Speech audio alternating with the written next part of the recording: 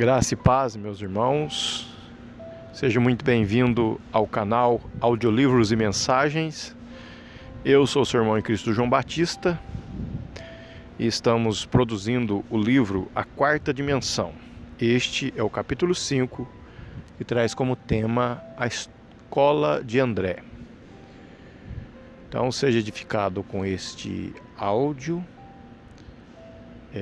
e no final, se você gostar, deixa aí o seu joinha, comente, deixa aí uma sugestão e também compartilhe com outras pessoas, tá certo?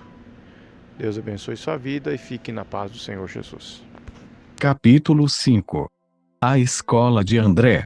Ao receber a Jesus Cristo como seu Salvador pessoal, seu espírito nasce de novo instantaneamente. Recebe, num instante, a vida de Deus, e nesse mesmo instante, seu ser espiritual ganha a vida eterna. Mas sua mente, seus pensamentos, devem ser renovados segundo seu espírito renascido, e essa renovação é obra que requer uma vida toda, tempo, energia e luta. Essa renovação é necessária se a pessoa desejar receber adequadamente as palavras rema concedidas por Deus, e agir segundo elas, permitindo que a criatividade poderosa da palavra falada permaneça vital. Muitas pessoas experimentam o renascimento espiritual, mas não renovam a mente a fim de verdadeiramente compreender os pensamentos de Deus. Não levam a vida segundo os pensamentos de Deus. Por esse motivo, Deus, que neles habita, não pode mover-se livremente através do canal de sua vida de pensamento. Permita-me dar-lhe um exemplo. Certo dia, meu filho mais velho, que nessa época estava no 4º ano primário, veio procurar-me no escritório. Era evidente que ele queria perguntar-me algo, mas hesitava em fazer a pergunta. Finalmente eu disse: "Filho, que você está tentando perguntar?" Ele sorriu. "Papai, se eu lhe fizer uma pergunta estranha, o senhor vai ficar com raiva." "É claro que não vou ficar com raiva", assegurei-lhe. "Vamos, diga." "Bem", continuou ele, "o senhor tem permissão de mentir para sua congregação." "Quando foi que eu menti?" perguntei. Ele sorriu. "Já ouvi dizer uma mentira repetidas vezes à sua congregação." Eu estava chocado. Se meu filho desconfiava de mim, então quem confiaria em mim? "Filho", disse eu, "sente-se e diga-me quando foi que eu disse uma mentira." "Papai, tantas vezes o senhor diz à sua congregação que se encontra com Deus, de modo que fiquei curioso. Todo sábado eu ficava fora da porta de seu escritório ouvindo quando o senhor preparava seus sermões. E às vezes abria a porta um pouquinho para ver se o senhor realmente estava conversando com Deus aí. Mas nunca vi o senhor realmente se encontrando com Deus em seu escritório. Ainda assim, nos domingos o senhor sobe ao púlpito e ousadamente declara que se encontrou com Deus. Isso é mentira, não é? Não tenha receio de me dizer a verdade. Sou seu filho, não vou contar para os outros." Como ele era ainda tão jovem, eu sabia que ele não compreenderia se eu lhe explicasse meus sentimentos com termos teológicos. "Senhor", orei, "preciso de sabedoria. Como é que posso explicar a esta jovem mente o meu relacionamento contigo?"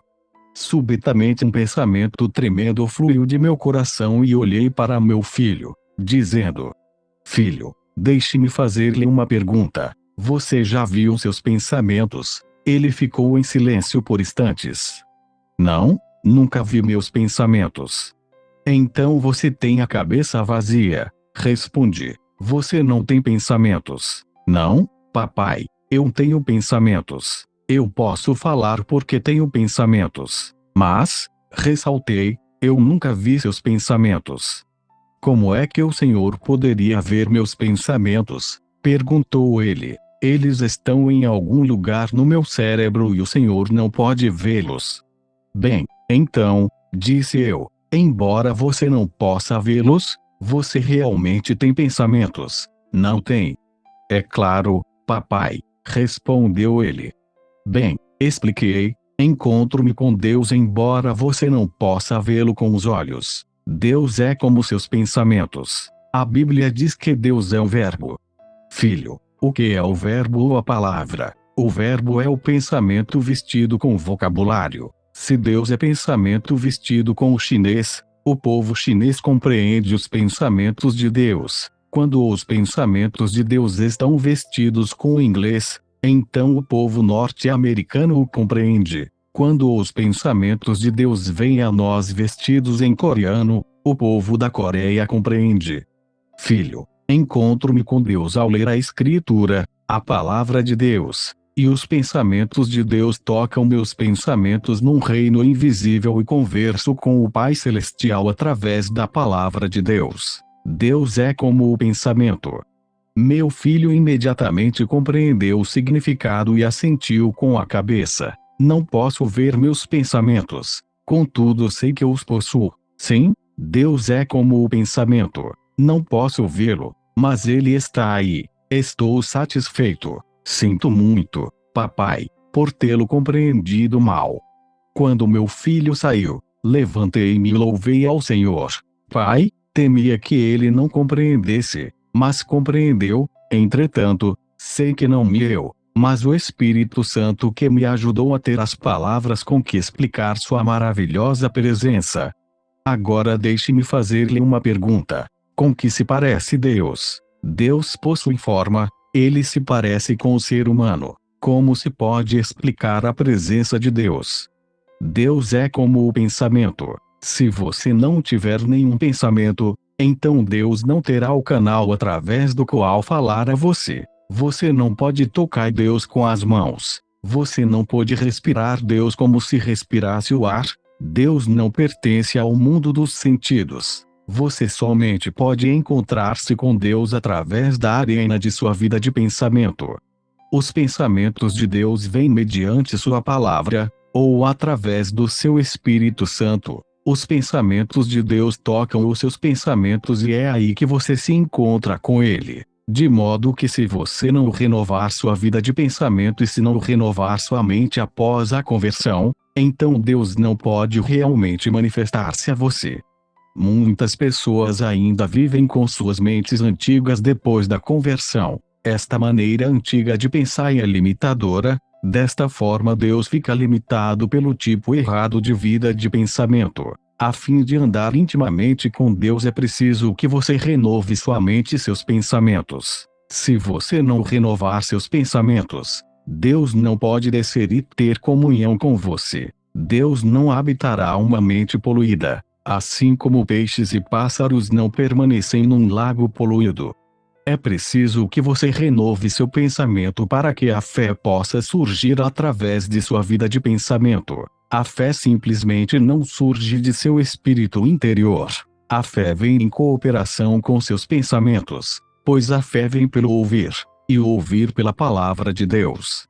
Primeiro é preciso que a pessoa ouça, e através do ouvir, a palavra de Deus chegar-lhe aos pensamentos. Mediante a vida de pensamento, os pensamentos de Deus entram em seu espírito e produzem fé. Portanto, se a pessoa não renovar seus pensamentos, não poderá compreender completamente a palavra de Deus. E sem a renovação da mente, sem o ouvir da palavra, a pessoa não pode ter fé, pois a fé vem pelo ouvir. E o que ouvimos? Ouvimos os pensamentos de Deus. A arena de seu pensar enxerta os pensamentos de Deus e produz a fé. E através da fé, Deus pode fluir de você para os outros. A sua vida de pensamento é demasiadamente importante. Você deve renovar sua mente. Há 3 passos que você pode usar para renovar sua mente, e é preciso que você os siga a fim de conseguir uma renovação de sua vida de pensamento. O primeiro passo é mudar seu pensamento de uma atitude negativa para uma positiva. Para termos um exemplo, demos uma olhada em Pedro, o discípulo de Jesus Cristo. Os discípulos de Jesus estavam em um barco no mar da Galileia. Era noite escura e tempestuosa, e as ondas eram tão altas que o barco estava a ponto de virar. Lutavam desesperadamente para manter o barco flutuando quando repentinamente viram Jesus Cristo andando sobre as águas indo em sua direção. Naquela época havia uma crença popular que ao ver o marinheiro um fantasma no mar, seu barco afundaria. Por isso, quando os discípulos pescadores viram a Cristo ficaram paralisados de medo, pensando que seu barco ia afundar e que iriam afogar-se. Mas Jesus falou: "Sou Cristo, não tenhais medo." Pedro gritou: "Se és Jesus, ordena que eu vá a ti." Pedro sempre falava sem pensar. Era um homem terrivelmente emocional, mas tinha o dom da audácia, de modo que Deus usou. Cristo então disse que ele fosse. Ao ouvir esta ordem, imediatamente aceitou a palavra de Jesus e seu pensar foi renovado. Humanamente falando, Pedro jamais poderia andar sobre a água, mas ao aceitar a palavra de Jesus Cristo, instantaneamente sua mente foi renovada. Pedro mudou o seu pensar de uma atitude negativa para uma positiva. Pedro jamais acreditaria poder andar sobre as águas, mas ao ouvir o mandamento de Jesus e ao aceitar essa ordem, mudou seu pensamento, creu que podia andar sobre as águas, mudou seu pensar, e os homens sempre agem de acordo com seus pensamentos. Quando Pedro renovou seus pensamentos, quando creu que podia andar sobre as águas, agiu de acordo com isto e saltou fora do barco. A noite continuava escura e tempestuosa e as ondas muito altas. Mas Pedro arriscou audazmente sua vida, lançando-se ao mar pela fé, e começou a andar sobre as águas. Os milagres sempre seguem uma mente renovada. Quando percebeu que podia andar sobre as águas, Pedro enfrentou as ondas. Seus pés molharam-se com a espuma. Deu passos sobre a crista das ondas. Estava andando sobre as águas. Mas subitamente olhou ao seu redor. Viu os negros vales criados pelas ondas e começou a voltar a seu antigo modo de pensar. Olhem para mim, pensou ele, não sou eu um ser humano. Estou andando sobre as águas e não podemos fazer isso. Nós, os seres humanos, devemos andar na terra, não na água. Não sou um peixe, mas olhem para mim, estou andando sobre as águas. Isto está errado, é impossível fazer isto. Ele mudou o seu padrão de pensamento, pensou que não podia andar sobre as águas, e instantaneamente começou a afundar-se. Deus relaciona-se com cada um de nós através de nossa vida de pensamento. Quando Pedro recebeu a palavra rema de Cristo, renovou seu pensamento e por isso pensou que podia andar sobre as águas e andou. Mas ao mudar seu pensamento e pensar ser isso impossível, imediatamente começou a afundar-se. Este é um conceito muito importante, pois segundo o pensar dos homens também será sua ação. Se você pensa ser um rei ou uma rainha, agirá como rei ou como rainha. Se pensa ser indigno e não ter valor nenhum, então agirá como se fosse indigno e não tivesse nenhum valor. De modo que é vital que renovemos nossos pensamentos e pensemos positivamente. Permita-me ilustrar este ponto com um exemplo real. Conheci, certa vez, um médico que se dizia ateu. Muito sofri por causa dele. Por muito tempo ele se opôs a meu ministério, desafiando-me a fé, atacando minhas palavras e crenças. Então um dia esse médico sofreu um derrame e ficou paralítico, e por causa de sua paralisia ia morrendo lentamente. Então o médico veio à minha igreja pedindo que eu orasse por sua cura. Muitas pessoas se gabam de seus pontos de vista ateus, entretanto, quando estas mesmas pessoas experimentam a noite escura e se encontram com as ondas tempestuosas, seu ateísmo torna-se muito fraco. De modo que esse médico veio à minha igreja e orei por ele. Ele recebeu a oração da fé e levantou-se de sua cadeira e saiu andando com passadas fortes. Todo mundo batia palmas e gritava, louvando a Deus. No domingo seguinte foi à igreja andando sem ajuda de ninguém. Novamente pediu que eu orasse por ele, mas eu estava ocupado demais e não pude orar. Ao ver que eu não podia orar pessoalmente por ele, mudou seu modo de pensar. Seus pensamentos regrediram e ele voltou ao seu antigo estado. Por não poder receber a oração da fé, tornou-se descrente de novo. Ao sair de meu escritório em direção ao carro, caiu e sua esposa teve de chamar uma ambulância a fim de levá-lo para o hospital. Regrediu por ter mudado seus pensamentos. O poder de Deus o deixou e assim como Pedro começou a duvidar e afundar-se no mar da Galileia, assim o fez o médico, perdendo-se para seus temores e de novo tomando-se paralítico. Os pensamentos são importantes, de modo que não negligencie em renovar sua vida de pensamento. Seja totalmente positivo em seu pensar. Não pense negativamente. Deus é luz e nele não há treva nenhuma. Não há nada negativo em Deus, pois em Deus só reside o positivo. Coisas positivas estão acontecendo, de modo que para ter comunhão com Deus é preciso que você renove sua mente e pense positivamente. Alimente sua mente com a Escritura, pois a palavra de Deus está cheia de vida positiva. Tenha também cuidado ao alimentar-se da palavra de Deus para que não restrinja sua maneira de pensar aos padrões tradicionais de pensamento.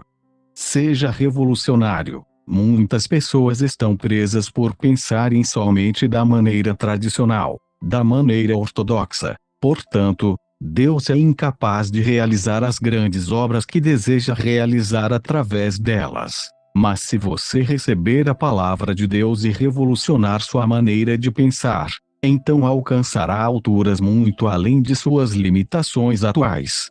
Quando estou na Coreia tenho uma reunião com meus 100 pastores associados todas as manhãs, das 9 às 9h30 desafios a revolucionarem seu modo de pensar. Não pensem somente da maneira tradicional, exorto-os. Não sejam levados pelo pensar e ensino de show. Vão pela palavra de Deus. Alimentem-se da palavra de Deus. Revolucionem sua vida de pensamento. Expandam sua vida de pensamento de acordo com a Escritura. Então Deus poderá ter liberdade absoluta de expressar-se através de seus pensamentos.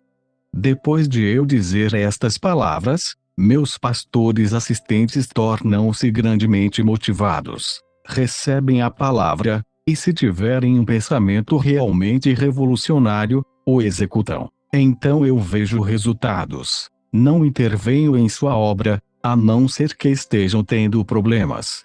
Uma vez que delego a autoridade, essa autoridade permanece delegada. Já não me preocupo com ela. E mediante este método positivo que trabalho com meus assistentes, ministros de sucesso, responsáveis pelas necessidades de certa parte dos 50.000 membros adultos de nossa igreja.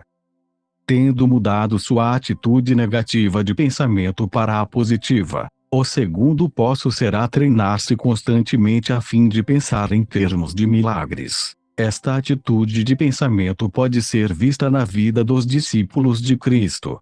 Certa vez Jesus saiu para o deserto com 5.000 pessoas seguindo. Além dos 5.000 homens provavelmente também havia mulheres e crianças. Na realidade, então, devia haver cerca de 20.000 pessoas ao todo. Aproximando-se a tarde, o povo teve fome. Estava ficando escuro e frio e as mulheres e crianças começaram a ficar para trás ao longo do caminho.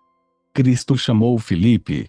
Filipe, posso ver que todo este povo está com fome. Alimente-o. Filipe, pois, recebeu a ordem de nosso Senhor Jesus Cristo para alimentar essa grande multidão. Se fôssemos apresentar este acontecimento em termos de hoje, podemos muito bem imaginar Filipe tentando organizar uma comissão para estudar a maneira de alimentar esse povo todo. Podemos vê-lo recrutando membros para sua comissão. Os escolhidos seriam discípulos com alto grau de inteligência. Filipe daria abertura à reunião da comissão, como o relator que era, dizendo: Cavalheiros, nosso Senhor Jesus Cristo ordenou-me que alimentasse estas 20.000 pessoas no deserto. Assim, nossa comissão tem a responsabilidade de encontrar uma maneira viável de fazer tal proeza. Os senhores têm alguma ideia? Certo indivíduo levantaria a mão, e depois de Filipe ter lhe dado a palavra, diria: você não sabe que estamos num deserto, não estamos no centro de Jerusalém. É absolutamente impossível até mesmo pensar em alimentar estas pessoas. Também penso assim, Filipe poderia ter respondido: secretário, por favor, anote isto. Outro cavalheiro levantaria a mão. Senhor relator, desejo fazer uma pergunta. Temos dinheiro suficiente. Precisaríamos de pelo menos 200 denários para alimentar uma pequena parte desta multidão. Temos dinheiro suficiente? Não, responderia Filipe. Não temos nenhum centavo. Bem, então o senhor está louco pensando alimentá-los? Retorquiria o homem. Sim, concordo com você, responderia Filipe. Senhor secretário, anote isto, também. Um terceiro cavalheiro tomaria a palavra. Senhor relator, sabe de alguma padaria que pode produzir pão suficiente para todo este povo de uma vez só? Não, diria Filipe, não conheço padaria alguma por estas redondezas. Bem, então levaria semanas para alimentar esse povo e isso é impossível. Sim, concordo com você, diria Filipe. Senhor secretário, anote isso também. Então outro discípulo falaria. Desejo expressar minha opinião, também, senhor relator. Como veem, já está ficando tarde. Por que não os espalhamos dizendo-lhes que vão e encontrem um lugar onde passar a noite e comer?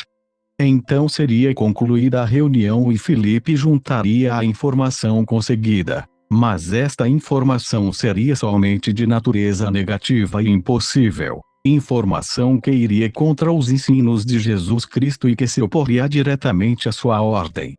Filipe então iria informar Jesus. Mas ao começar a falar, André chegaria com 5 pães e 2 peixinhos. André, exclamaria Filipe, deixe de brincadeira. Você tem 5 pães e 2 peixinhos para alimentar 20.000 pessoas. Você perdeu o juízo. Mas André não lhe deu resposta. Simplesmente trouxe os 5 pães e os 2 peixinhos a Jesus. Jesus, isto não é suficiente para alimentar tanta gente, mas o trouxe, de qualquer maneira. André tinha ouvido a ordem de Jesus, sua mente aceitou o mandamento, e embora duvidasse, trouxe a Cristo o alimento que encontrou. André possuía o planejamento da possibilidade, e mediante seu pensamento, apanhou a visão de Jesus Cristo. Então Jesus abençoou o pão e os peixes, multiplicou-os e a grande multidão foi alimentada.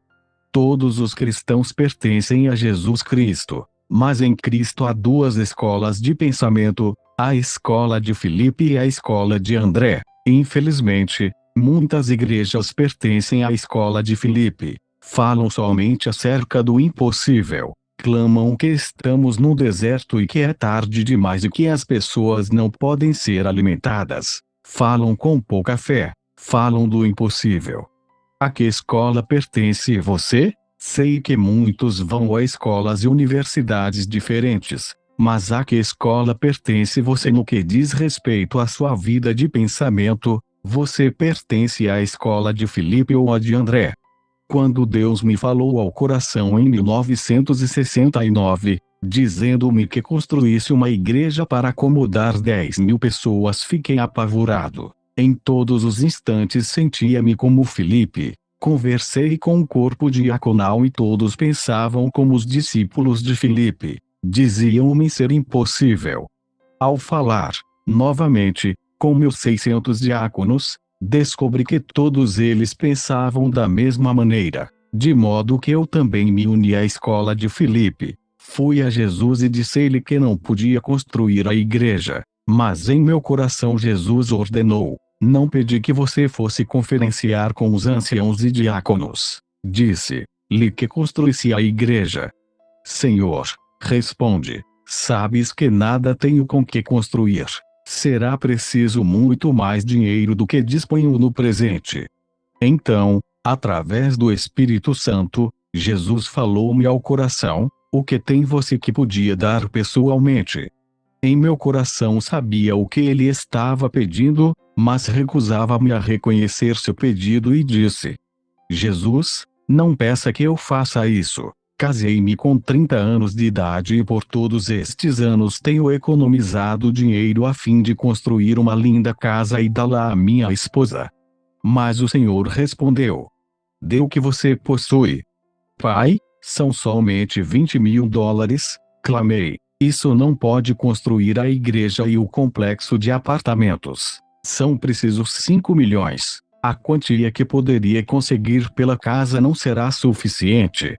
Mas Deus disse: venda sua casa e traga esse dinheiro a mim com fé. Ó, Deus, isso é terrível. Respondi: como posso fazer isso? Se algum dia você vai crer em minha palavra, admoestou-me o Senhor, primeiro deve estar disposto a dar o que possui e o que tem. Para a mulher coreana o lar é tudo. É o lugar onde cria os filhos, é o lugar onde constrói sua vida, é uma posse preciosa para ela. Por isso temia dizer à minha esposa, e comecei a orar com dor de coração. Orei para que minha esposa consentisse em vender nossa casa. Nessa noite trouxe presentes para minha esposa, flores e chales. Por que você está me dando estes presentes? Perguntou ela. Você está preocupado que não o ame mais. Mas ficou contente e preparou a refeição vespertina alegremente. Ó, louvado seja o Senhor, respondi. Estou tão feliz por tê-la escolhido. Se Deus me pedisse que escolhesse outra garota, ainda escolheria você. A cada dia que passa você se torna mais linda para mim. Depois de alguns instantes, pensando ter chegado o momento certo, disse: querida, tenho um grande problema. Olhou para mim preocupada e disse: conte-me. Vamos construir essa enorme igreja com assentos para 10.000 pessoas, disse-lhe. Vai custar $5 milhões e estive orando a esse respeito e o Espírito Santo falou-me ao coração, dizendo que eu devo conseguir o dinheiro para a construção, e que devo começar com meu próprio lar. Deus deseja que lhe entreguemos 5 pães e 2 peixinhos. E esses 5 pães e esses 2 peixinhos são nossa casa. Minha esposa ficou pálida, depois olhando-me dentro dos olhos, disse: esta casa é minha, não sua. Não ouse tocar nesta casa. Pertence a mim e a meus filhos. Você não pode abrir mão dela. Sua reação foi a que eu temia. Então fui ao Senhor em oração: Senhor, fiz o que podia, o resto é com o Senhor. Envia teu Espírito Santo a fim de transformar-lhe o coração para que ela se renda. Nessa noite, enquanto orava, podia ver minha esposa revirando-se no seu sono. Soube então que o Espírito Santo estava operando. Disse ao Senhor: ó Deus, continua a tocá-la.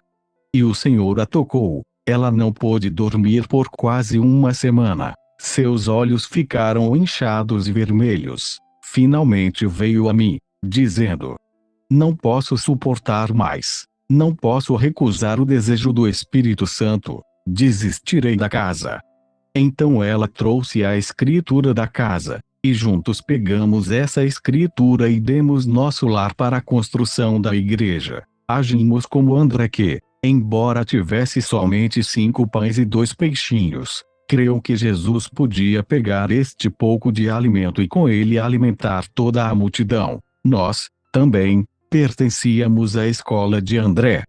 Certo dia, entretanto, surgiu um problema com respeito ao terreno no qual pretendíamos construir a igreja. Um maiúsculo com trema governo coreano estava desenvolvendo um terreno chamado Ilha Yoido. Esta propriedade seria modelada à maneira da ilha de Manhattan em Nova York. Nesse terreno estavam construindo edifícios do governo e somente permitiriam ali uma igreja. Todas as igrejas da Coreia fizeram pedido de construção: presbiterianos, metodistas, batistas, católicos, budistas e confucionistas. Todos esses pedidos foram examinados e entregues ao Congresso para a decisão final. Eu também fiz um pedido. O encarregado olhou-me e disse: a que denominação pertence o senhor?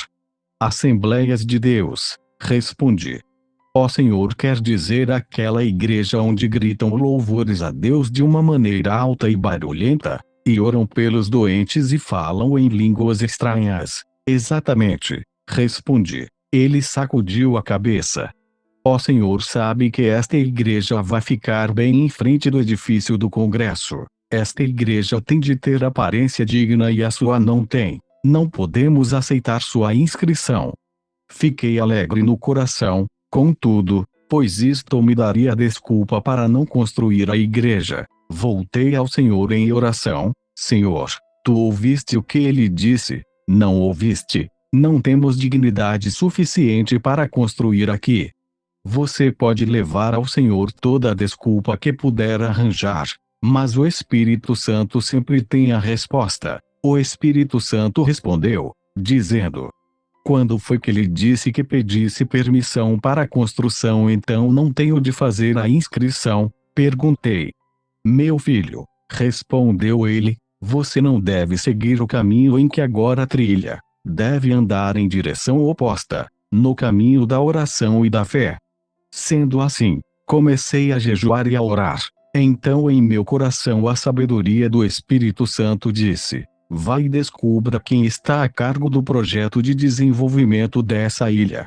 Fui e logo descobri que o vice-prefeito estava a cargo do desenvolvimento daquela área toda. Comecei a indagar de sua vida pessoal e familiar.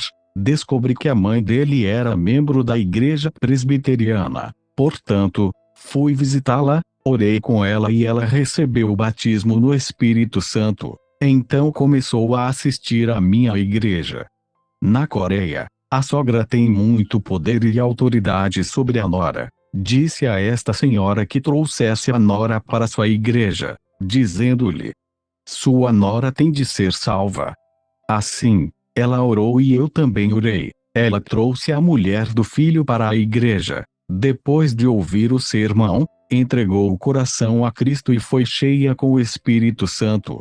Então comecei a trabalhar por intermédio delas, pensando comigo mesmo: se consegui a esposa, sei que conseguirei o marido, por isso lhe dei a instrução: você tem de trazer seu marido para a igreja.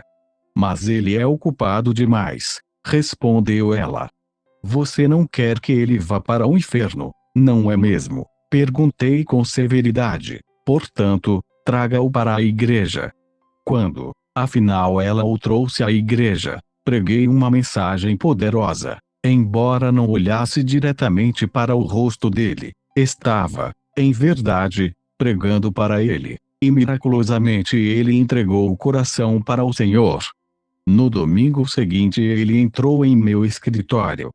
Pastor, o senhor sabe que estou encarregado do desenvolvimento da Ilha Yoido. Estamos dando permissão para que uma igreja coreana construa seu templo ali. Gostaria que levássemos nossa igreja para lá.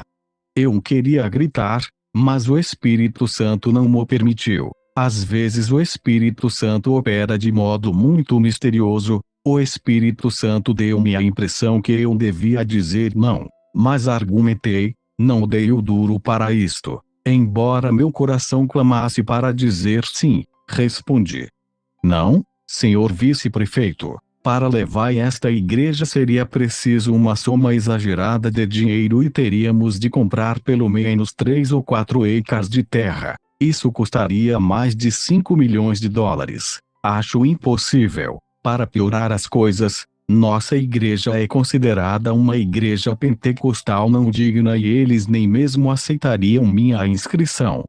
Ele sorriu e disse: acho que tenho um jeito. Ore durante uma semana e depois voltarei. Dê-me a resposta depois de uma semana, para que eu me desincumba do assunto rapidamente. Orei durante uma semana e na semana seguinte ele voltou a meu escritório. Pastor, se o senhor tomar a decisão de levar a igreja para lá, farei todos os arranjos para que tenhamos o melhor local. Também cuidarei de todos os papéis e as despesas ficarão por conta de meu escritório. Enviarei meu representante ao Congresso a fim de conseguir todos os acordos necessários e farei todo o trabalho burocrático. Farei tudo pelo senhor.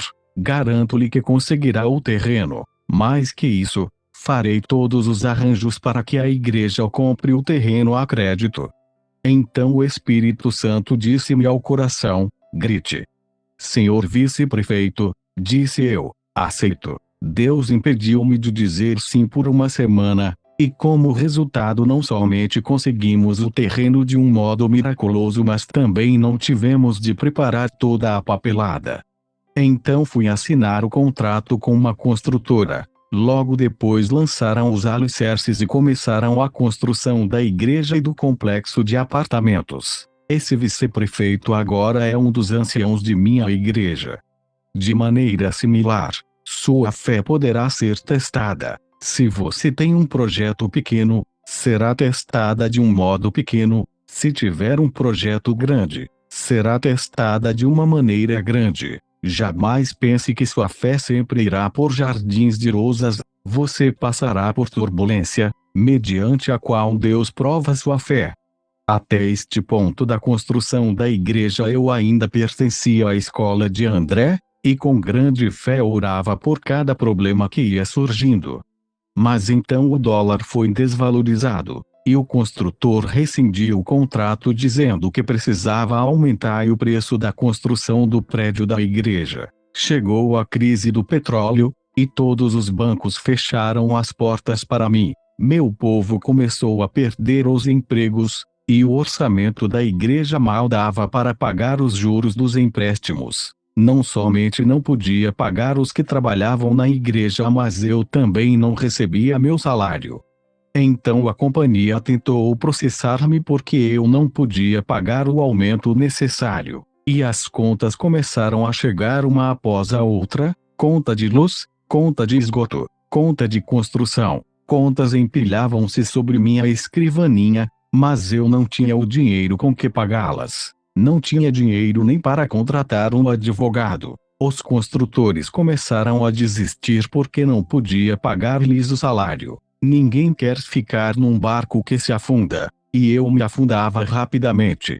Uma vez que tínhamos vendido nossa casa e não tínhamos para onde ir, levei minha família para um apartamento inacabado no 7º andar do complexo de apartamentos da igreja. Não tínhamos água encarnada nem aquecimento, e estava fazendo muito frio. Todas as noites eu ia para o apartamento vazio e todas as noites tremíamos de frio. Não tínhamos alimento, e tudo parecia tão escuro. Estava chegando ao fundo, logo me tornando um discípulo de Filipe. Disse a mim mesmo: sim, cometi um erro. Eu nunca devia ter acreditado em Deus dessa maneira. Devia ter pensado com o padrão tradicional. Eu não devia ter começado a andar sobre as águas. A coisa toda a respeito da fé é falsa. Todas as vozes que eu ouvi em minha vida de oração devem ter sido vozes da própria consciência e não do Espírito Santo. Sim, cometi um erro. Comecei a ter comiseração de mim mesmo.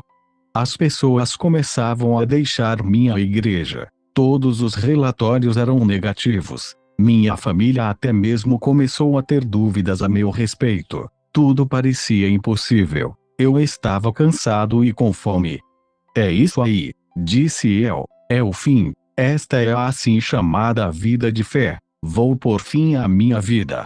Vou matar-me, continuei. Vou morrer. Mas não desejo ir para o inferno. Tenho trabalhado para ti, Senhor, todos estes anos. E pelo menos devia receber alguma coisa em troca. Se o inferno for pior do que isto, por que devo ir para lá? Não posso viver num mundo como este. Vou suicidar-me, mas por favor, Deus, aceita minha alma e envia-me para o céu. O impacto da oração foi mais poderoso do que eu pensava, e enquanto orava ouvi uma voz que dizia: você é um covarde. Deseja matar a si mesmo e tornar-se objeto de escárnio para meu povo. Você vai permanecer covarde. Ou você é um homem de fé? Sim, admiti, sou covarde. Novamente a voz falou: não somente você irá para o inferno, mas também levará consigo muitos de seus membros que confiam em você. Você tomou o dinheiro emprestado de alguns dos anciãos e de alguns membros. Lembre-se dos milhares de dólares que tomou emprestado das preciosas irmãs da igreja. Todos eles confiaram em você. Agora você quer se matar, cometer suicídio? Você causará uma reação em cadeia. Por causa de sua covardia, muitos perderão a fé, terão lares desfeitos, e alguns também cometerão suicídio. Que repercussão você fará sentir no mundo cristão? Estas palavras derramaram-se em meu coração. Caí de joelhos, chorando. Ó Deus, então o que posso fazer? Por que não me deixas morrer? Deus respondeu: você não pode morrer, pois precisa perseverar. Precisa ver todas as dívidas pagas. Todas as dívidas do povo devem ser saldadas. Levantei-me, deixei o 7º andar e fui para o meu escritório. Ajoelhei-me, clamando e chorando. As novas de minha condição desesperada começaram a espalhar-se por entre o povo. Subitamente experimentaram o reavivamento da fé, inclusive os que tinham saído da igreja.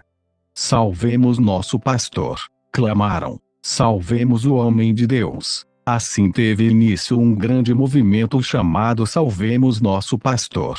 Era um inverno muito frio e não tínhamos aquecimento, mas as pessoas começaram a lotar, aos milhares. O primeiro andar da igreja inacabada, milhares também oravam e jejuavam muitos dias em seguida. Clamavam e oravam: salve o homem de Deus, salvemos nosso pastor. Então Deus começou a mover-se. As senhoras cortavam seus longos cabelos, traziam-no ao altar a fim de fazer perucas que podiam ser vendidas. Certo dia, em uma cena especialmente comovedora, uma senhora de 80 anos de idade, que não tinha filhos, nenhum sustento, mal podendo viver com a ajuda do governo, veio à plataforma chorando e tremendo. Ela trazia uma velha tigela de arroz, 2 palitos e uma colher. Em pé, chorando, disse: pastor, quero vê-lo sair desta situação. Quero vê-lo receber ajuda, pois seu ministério foi uma bênção tão grande para mim por tantos anos. Quero fazer algo, mas não tenho dinheiro. Eis tudo o que tenho: esta velha tigela, estes 2 palitos e esta colher. Desejo dar tudo para o serviço do Senhor. Posso usar papelão como prato e posso comer com as mãos. Meu coração foi despedaçado. Senhora, disse eu, não posso aceitar essa oferta. É tudo que a senhora tem. A senhora precisa desses utensílios a fim de tomar suas refeições. Não os posso aceitar. Ela começou a chorar, dizendo: será que Deus não aceitaria este presente de uma velha que está a morrer? Será que ele não aceitaria? Sei que isto não poderá ajudá-lo muito, mas desejo dar algo. Subitamente o industrial levantou-se e disse: pastor, quero comprar esses objetos. Ele pagou quase $30.000 pela tigela velha, 2 palitos e uma colher. Isto acendeu o fogo. As pessoas começaram a vender suas casas espaçosas e a mudar para apartamentos pequenos. Houve jovens casais que deram todo o salário de um ano para a igreja, decidindo a viver pela fé. Esse grande movimento deu resultados. Logo o dinheiro começou a chegar e pude pagar os juros do empréstimo. Os bancos começaram a abrir as portas para mim. O que é mais espantoso, em menos de um ano tudo começou a se encaixar nos seus devidos lugares. Paguei todas as dívidas e ficamos livres até 1973. Não somente pude pagar o juro, mas também consegui os $5 milhões para terminar a construção da igreja e do complexo de apartamentos. E Deus novamente provou que a escola de André é melhor. Que pensar em termos de milagres é ter o pensamento que Deus deseja que tenhamos. Muita gente pensa que quando temos fé tudo vai fluir facilmente, e encontraremos poucos problemas. Mas é importante lembrar que tal não acontece. Veja Abraão. Ele tinha fé mas suportou tribulações por 25 anos. Jacó sofreu agruras por 20 anos. José por 13 e Moisés por 40. Os discípulos de Cristo passaram por tribulações e tentações toda a sua vida. Não se deixe desanimar depois de passar por algumas semanas de dificuldades ou alguns meses de tribulação. Não deixe cair as mãos em derrota, clamando: ó, onde está Deus? Deus está sempre presente, sempre testando-o. Às vezes Deus deseja fortalecer e fortificar-lhe a medula, e às vezes, enquanto está sendo fortalecido, quase que pode ouvir os ossos estalando. Mas se firmar-se na palavra de Deus e tiver fé, então Deus jamais o desapontará. A fim de ilustrar este ponto, contarei outra de minhas experiências. Certa vez assinei um cheque de $50.000 com data adiantada. Os cheques deviam ser pagos no dia 31 de dezembro. Comecei a buscar fundos de todas as fontes possíveis, mas não consegui nenhum centavo. Se eu não depositasse esse dinheiro no banco na data certa, os jornais iam dizer que o pastor da maior igreja evangélica da Coreia havia passado um cheque sem fundos. Eram 12 horas do dia em que o dinheiro tinha de ser depositado e eu orava: ó, Deus, gastei todo o meu dinheiro, mais do que eu tinha. Tomei dinheiro emprestado de muita gente. Pai, para onde irei? Não tenho lugar algum para onde ir. Continuei a orar. O relógio marcou 1 hora, 2, 3. Minha esposa perguntou: querido, você ainda não conseguiu o dinheiro? Não, respondi. Você não sabe que o último avião sai de Seul às 4 horas. Essa é sua oportunidade de fugir para os Estados Unidos. Não posso fazer isso. Não posso evitar minha responsabilidade, disse-lhe. Não posso fugir. E se eu fizesse, mancharia o nome de Jesus Cristo. Prefiro enfrentar o que quer que aconteça aqui na Coreia a fugir do país. O banco fechava-se às 6 horas, e já eram 5. Estava desesperado. Não podia ficar sentado nem de pé. Ficava a andar para cima e para baixo como o RN leão enjaulado. Orei de novo. Ó Deus, por favor, venha ajudar-me. Subitamente o Espírito Santo fez com que uma ideia fluísse através de minha mente. Eu devia ir ao presidente do banco e ousadamente pedir-lhe que me desse um cheque de $50.000. Pai, respondi, devo estar perdendo o juízo. Esquentei tanto a cabeça que devo ter sobrecarga demasiada. Não tenho nada para dar em garantia ou hipotecar. Não preenchi nenhum pedido de crédito. E tu queres que eu vá ao presidente do banco e peça um cheque de $50.000? Isso não faz sentido algum. Mas o Espírito Santo insistia. Sim, realizo as coisas que não pertencem à ordem natural percebida pelos homens. Vá e faça o que lhe digo. Chamei meu tesoureiro. Senhor Park, por favor, quer ir ao banco comigo? Vou pedir um cheque de $50.000 ao presidente. Ele olhou para mim e começou a rir. O senhor realmente perdeu o juízo, não é? Hoje é o dia 31 de dezembro. São 5 horas e o senhor não tem encontro marcado com ele e deve existir uma fila enorme esperando para vê-lo. Além disso, não temos capital algum, nenhum avalista nem garantia de ninguém. Não preenchemos nenhum formulário. É loucura. Eu não vou com o senhor. Se o senhor deseja passar por bobo, que vá só. Eu não vou. Está bem, disse-lhe. Vou com a mente renovada. Você fica com sua mente tradicional. Entrei no carro e corri para o banco. O estacionamento estava lotado, mas consegui encontrar uma vaga e estacionei o carro. Entrei no banco. Humanamente falando, não tinha nenhuma oportunidade de falar com o presidente. O escritório da secretária dele estava cheio de gente.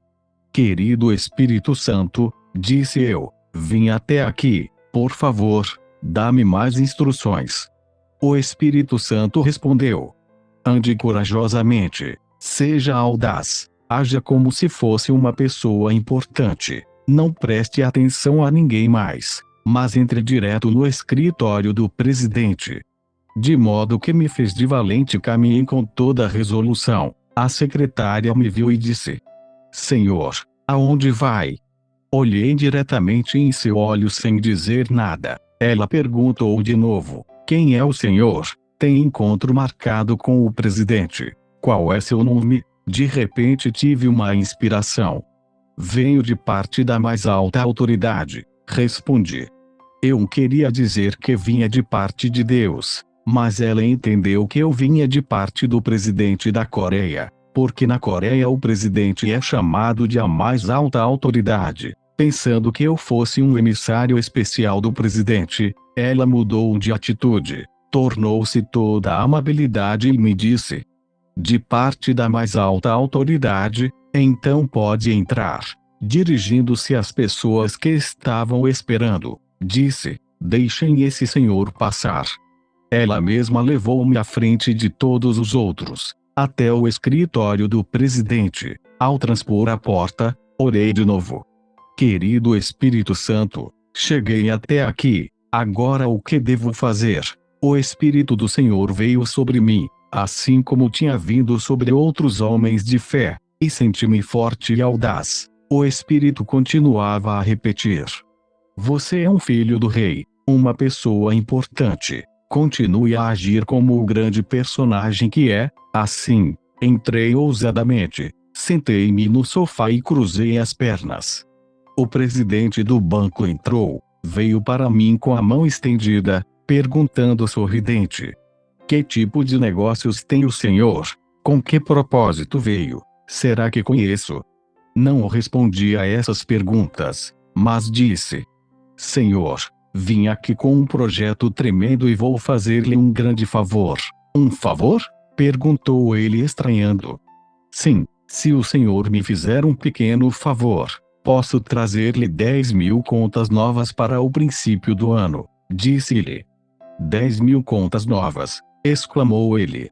Apanhe o telefone e peça informações a meu respeito. Sou o Dr. Yoon Ji-chan, pastor da maior igreja evangélica da Coreia. Nossa igreja possui mais de 10.000 membros e tenho grande autoridade sobre todos esses cristãos. Posso fazer com que todos eles transfiram suas contas para o seu banco no ano que vem. Far-lhe esse tremendo favor se o senhor me fizer um pequeno. Ele chamou a secretária e pediu que fizesse as averiguações necessárias. Quando todos os dados foram confirmados, o presidente dirigiu-se a mim, dizendo: qual o favor que posso prestar-lhe? Dê-me um cheque de $50.000, disse-lhe. Não tenho tempo de preencher todos os papéis, mas o senhor é um homem de negócios e eu estou no negócio do rei. Muitas vezes o homem de negócios assume um grande compromisso sem nada, guiado somente por sua fé e confiança de que tudo sairá bem. Quando se trata de pequenos negócios temos de usar assinaturas e papeladas, mas quando se trata de grandes negócios, passamos por cima dessas coisinhas e confiamos que o negócio seja coroado de êxito. Se o senhor for um grande homem de negócios, e creio que o seja, então fará isso por mim. O presidente chamou o vice-presidente que disse: ó senhor, não pode fazer isso. Estará colocando o pescoço na guilhotina. Não são simplesmente $5.000, são 50.000. Ele não tem garantia nem avalista. O senhor não pode fazer isso. Se o senhor não fizer, interrompe, então tenho outros lugares aonde ir. Eu podia fazer esse favor ao Banco Choeung.